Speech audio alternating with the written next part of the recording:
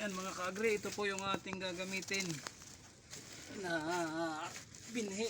Ito po ay kusot ng niyog. Ayan, na-compose na po natin ito. Kung makikita nyo, kulay itim na yan, no? Lagay natin dito. Wala palang gana.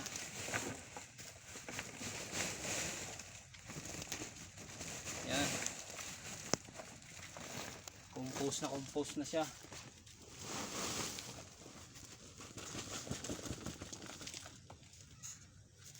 Ayan o, nagbuo-buo. Meron siyang may mga amag siya. Ayan. Tinubuan siya ng amag. Pero ito ay gagawin natin na binhi ng kabuting saging. Ito ay nabibili lang sa mga tindahan ng kukulamber, yung pinaglagarian. Meron naman sa bawat bayan, merong ganito na mabibili. So ito po yung ating gagamitin na binhi. O, durugin lang natin ito. Tapos haluan natin itong darak. Ayan, ipa. Ito po ay kuno. Ayan. Tapos ilalagay natin dito itong ipa. So bawasan natin, sobrang dami nito. Naparami lagay ko. Ito din yun. Pagkatapos po nating madurog, ito ay nagbuo-buo ay. Lalagay natin itong kuno, yung ipa. So, tansyahin nyo lang kung gaano karami yung ilalagay nyo na ipa o kuno o darak. Ayan. So, ito ay kalahating planggana. Nilagyan lang natin ng mga nasa 1 kilo lang to na darak. Haluin lang natin. Tapos, haluan din natin itong kaunting dahon ng saging. Tutukunin konti. Ayan o, tinubuan na siya. Kinumpos ko din ito pero tinubuan na rin siya ng mga amag. Ayan o. Ayan. May mga amag na siya pero hindi ito yung kailangan natin na amag. Ito ay amag ng Cuprinus. So ilalagay natin ito dito. Hahalo natin.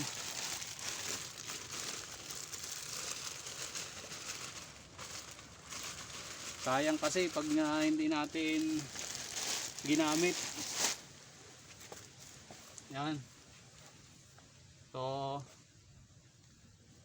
ito ay kusot ng niyog at kaunting dahon ng saging. Tapos kuno o darak. Haluin lang natin ng mabuti.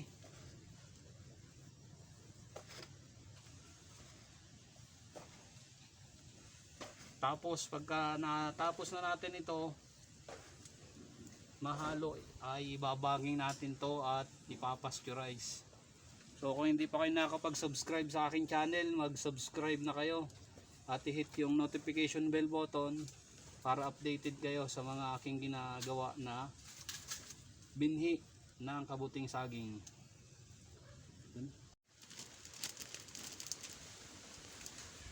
Pagkatapos nating nahalo na to, ito po yung kinalabasan ng ating binhi. Napakaganda ng ating binhi. Tapos ibabag na natin to dito. Ito ay plastic na 6x12 na order na sa Shopee. Yan, bag natin.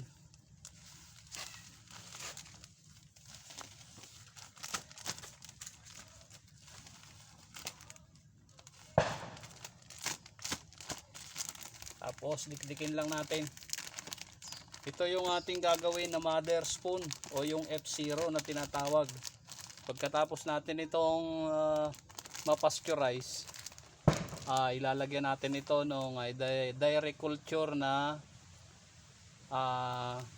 kabuti. Ilalagay natin dito at yun yung ating gagamitin na binhi para kumalat yung amag. At ito naman ay ililipat natin doon sa F1. So ito yung ating magiging mother spawn. Ayan, dikdikin lang natin. Ayan, ganyan lang karami bawat isa. Tapos lagyan natin ng plastiko.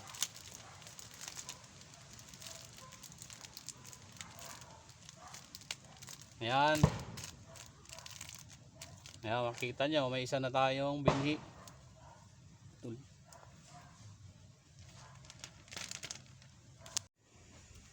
Ayan, ito na po yung ating mga nagawa. 12 piraso ito. Ayan. So, ganito lang siya kalaki. Ayan. 12 piraso. So, hindi natin kailangan gumawa ng sobrang dami kasi ito yung ating ikakalat pag ito'y nalagyan na natin ng kabuti. So, ang malalagyan ng isang piraso nito ay nasa 20 piraso na ganito. Siguro karami yung makakalatan ng isang ganito kapag nalapakalat na natin yung amag dito. Na-colonize na nung amag yung buong itong substrate. So natapos na nating ibaging to. Ang sunod naman natin ay ipapasteurize na natin.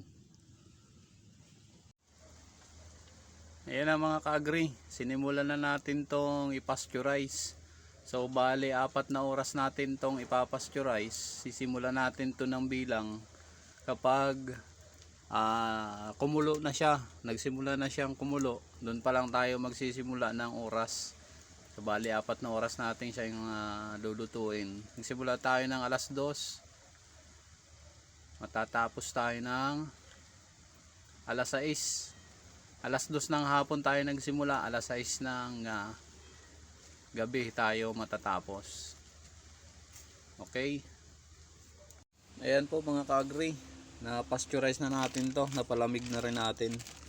So ito siya oh. Ayan. Lalagyan na natin to ng kabuti. Direct culture na natin.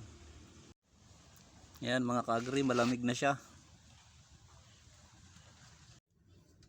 Ayan mga ka-agri, simulan na natin to. Sanitize muna natin yung ating kamay para malinis yung ating gagawin. Sanitize natin tong ating blade. Ayan. So bali ito yung ating gagamitin. Ayan.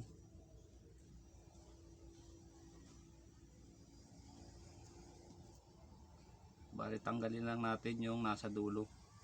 Linisan lang natin. Tapos ito ang ilalagay natin dito.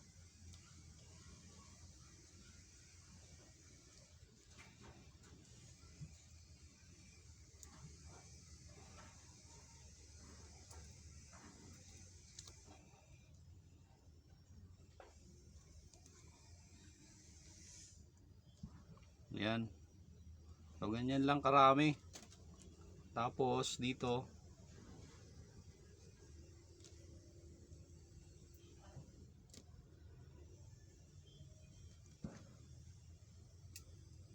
ayan.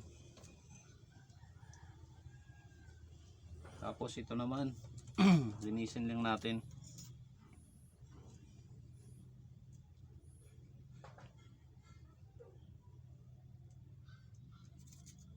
Ayan, kung hindi pa kayo nakakapag-subscribe, paki-subscribe naman ng aking channel.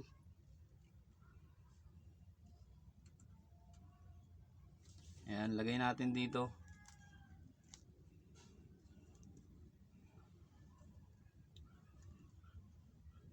Ito yung ating magiging mother spawn. Tapos pag napuno na siya ng amag, ikakalat natin. Ito ang ating padadamihin.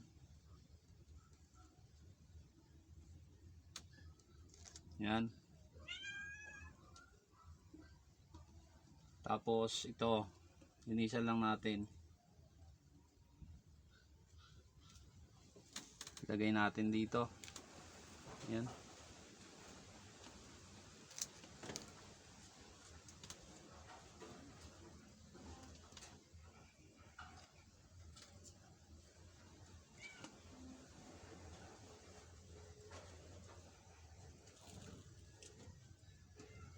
Tapos ito pa.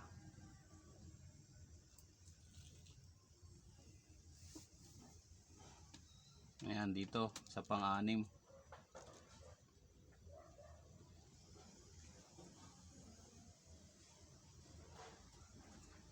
Ayan, ganyan lang. Tapos kalat lang natin.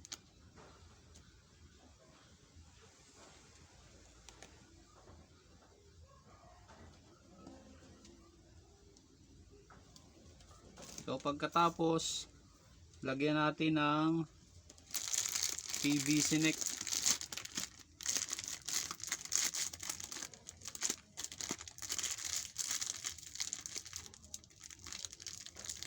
Ilang minuto na? 3 minutes. Ayan. Tapos lagyan natin ng ayan, cotton buds. Cotton buds ng bulak. Cotton buds tuloy. Tapos talian natin. O tayo ng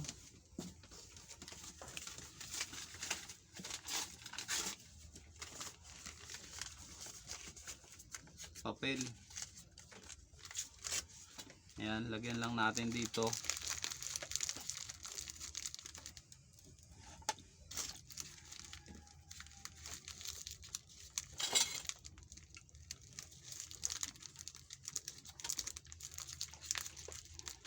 Ayan. Ganito ang gagawin natin lahat dito.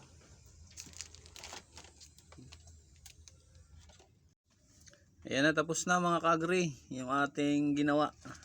Aantay na lang natin tong magkaamag. Okay. Ito na mga kaagri, update ko na kayo dun sa ating ginawa na binhi ng kabuting saging gamit ang kusot. So ito na siya. Ayan, check natin kung meron ng kumalat na amag. So dito pa lang makikita nyo na yan. Puting puti yung amag. Ayan o. Ayan pa. So napakaraming amag ng ating ginawa. So meron tayo ng mga sinabay dito. Katulad nito. Meron tayo dito ang ginawa na ayan, oyster mushroom. So ito ay ayan, yung nasa isa nating video na sorghum. Ayan, fully colonized na siya at pwede na natin tong itanim. So bali ito yung ating nagawa. Ayan. Ayan ang kapal ng amag oh. Pag na fully colonized na siya, umubot na siya dito sa ilalim. So nandito pa lang yung ating amag. Ayan, pag umubot na dito sa ilalim, pwede na natin tong ilipat sa F1. So ito yung ating F0 na dinariculture natin. Nilagyan natin ng kabute dito sa ibabaw. Ayan. Kung hindi pa po kayo nakakapag-subscribe sa aking channel, paki-subscribe naman po. Thank you po at maraming salamat.